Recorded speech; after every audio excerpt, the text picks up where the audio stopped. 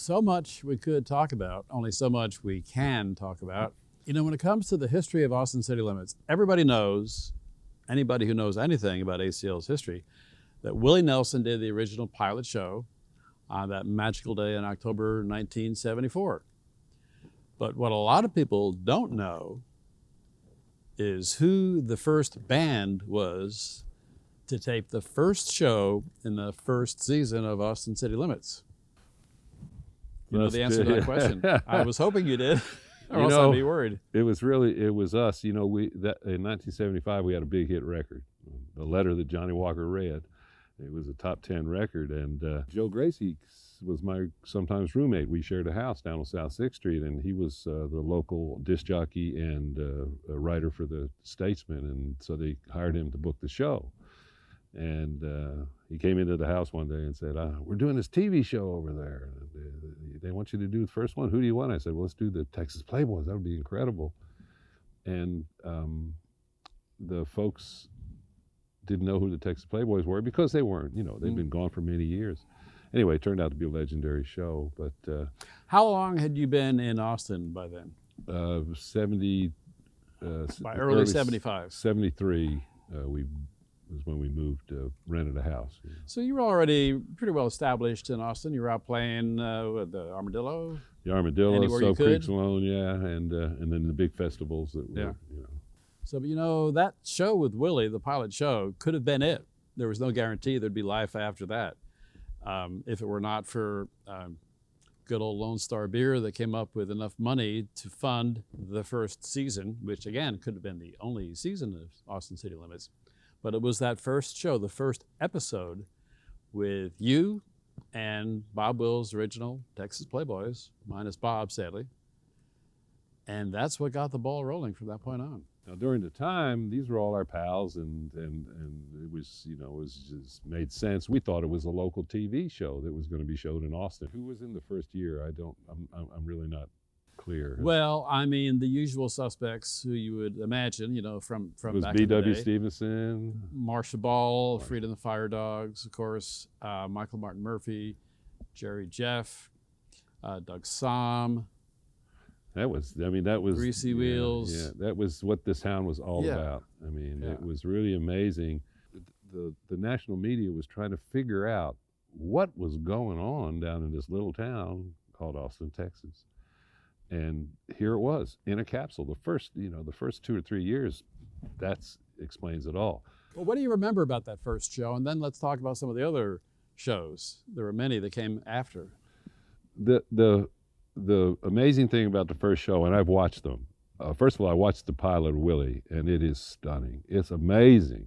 And it was amazing to see how this incredible music was just getting formed and how beautiful it was. And then the way they recorded it, I don't know if people know what I'm talking about, but it was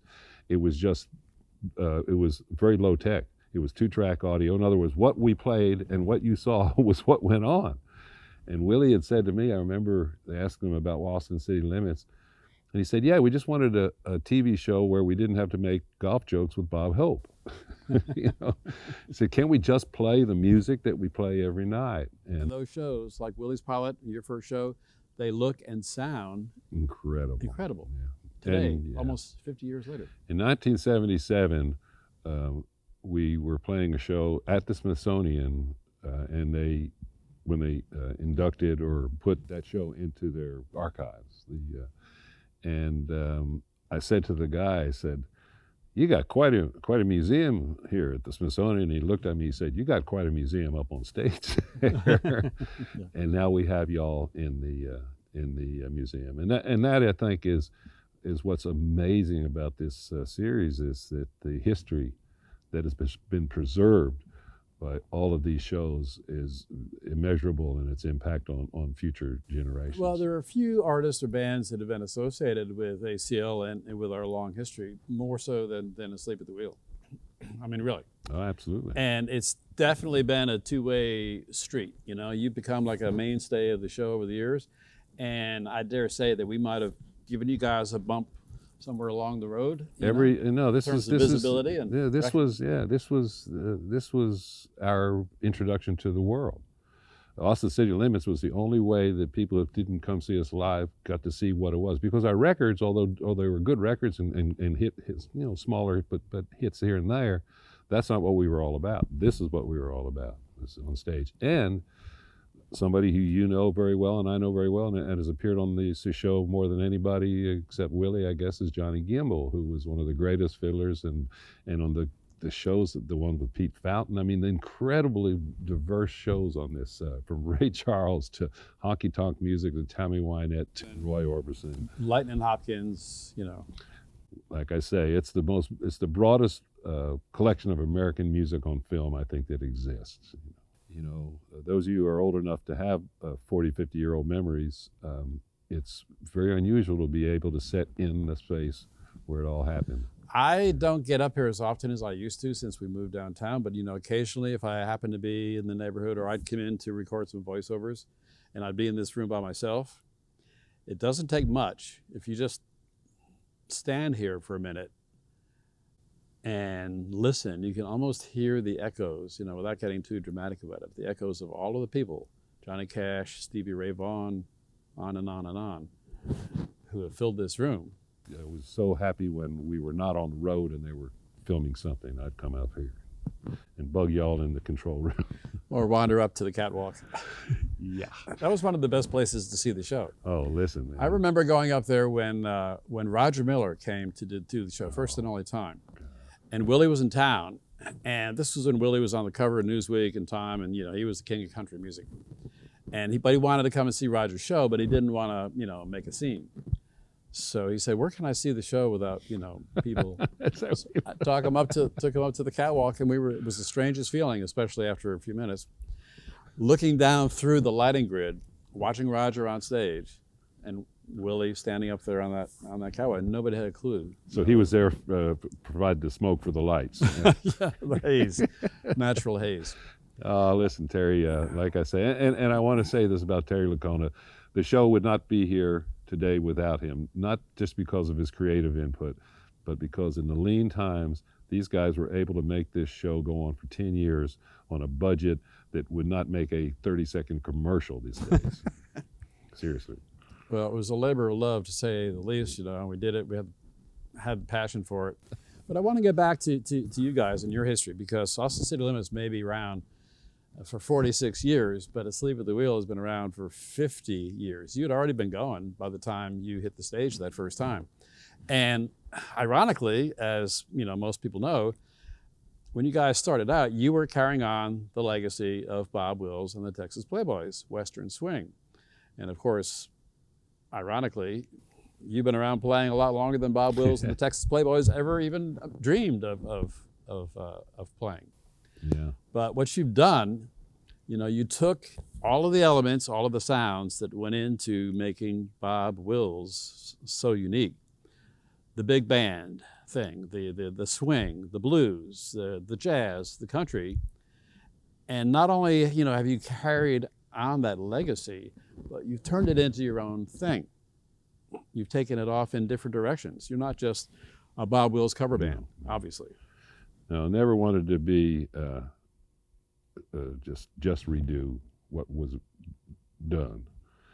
Old Benny, one of George Strait's guys, used to say when I'd cut one of old Bob's songs, and he'd go, "You always do something to change it." I said, "Yeah, why not? Why wouldn't you?" And also having 100 different incredible musicians in the band. Well, there's that too. You become like a training ground, revolving door, whatever you want to call it, for hundreds of musicians who have come and kind of learned the ropes and gotten their feet wet.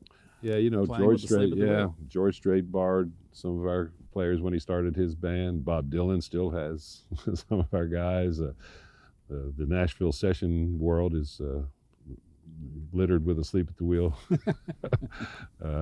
alumni, and I have to say that the music demands it, and so the kind of music that we play requires a kind of skill that will allow you to do so much more when you go on. And I can't tell you how grateful I am to get to play with him. Willie always said to me, and again, Willie Nelson's, my pal and a guy who's been, a real guiding light. He's always said, well, You get into this you got into this business so you could play with musicians who are better than you. Is there one show that stands out from all of the rest that you did here? Yeah, yeah. I'll tell you why. Some of them I forgot about because all of a sudden they go, "Oh my gosh, I couldn't remember we did that. That's incredible." Because when we went over the catalog, it was like, "Oh God, yeah." Mm-hmm. But the thing we did with Willie and the Wheel, which was a Willie Nelson Asleep at the Wheel record that Jerry Wexler, the great producer, had suggested we do and made it happen. And we put together, what was it? I don't know, 12 or huge band playing Western swing, obscure Western swing, and Willie Nelson. So we got to do everything from Pancho and Lefty to Bob Wills or Spade Cooley music. And that was just, to me, was so cool because it was such a huge undertaking. Yeah, I think I might have to agree because as many times as Willie has been on the show, that show you could tell he was inspired. It brought out the best in him.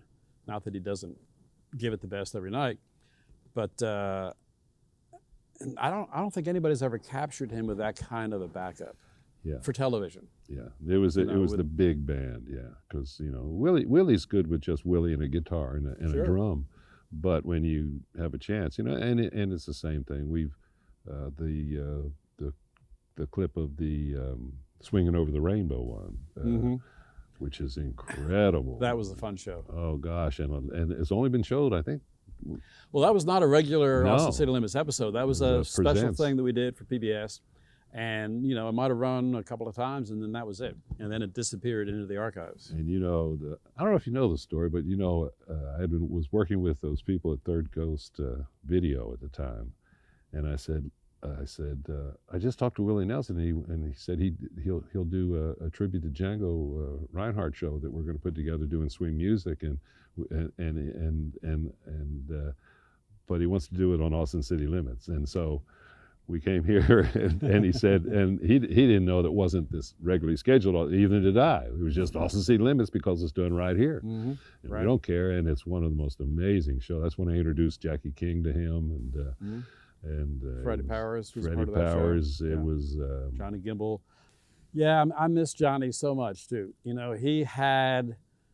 was such an incredible talent. He could play whatever style, just name it. But he has such a sweet personality and disposition, and everybody loved Johnny Gimbel. And he had the best stories too from the Bob Wills days. we got them all. We got Expensive them all. fun. It was so lucky to have him as a mentor. Really, that term is used loosely, but he would show me how to play this, that. And, him and Barbara would have the band over to their house when we were. They have a great story about when we met them in Nashville, and their kids were our age, and so they said, "Well, come on over to the house. We'll have dinner." And they cooked a turkey, and we all went there. And Barbara said, when they were done eating, there was nothing left but the bones, because we were broke musicians on the road. They took us in the house and taught us everything. And the one that just amazes me is the Pete Fountain one with Johnny Gimbel. It is legendary. I mean, that show, and that shows the broad nature of it, of what they did here was they just took music that existed all over America and is now called Americana, and which is even a broader term, but that's what was invented here. So, 50 years. What happened to all the big plans for the Asleep at the Wheel 50th anniversary? It got a face mask put on it and a social distancing of 100,000 miles. Yeah. Yeah, well, The world came to a dead stop. I hope that we get to do another Austin City Limits in 2021 or 2022 or 2023, whatever. I hope that we'll do it because the Asleep at the Wheel will continue on for sure. We got great plans. We're just waiting for the world to open up again. Well, in the meantime, looking back at the history of Asleep at the Wheel on Austin City Limits has been a lot of fun. This is a great hour show that really pulls together some of the most incredible moments and fun times, and it just brings back a lot of memories. So we need to make some more. Good idea. Take me back to Tulsa, I'm too young to marry. Take me back to Tulsa, I'm too young to marry. Take me back to Tulsa, I'm too young to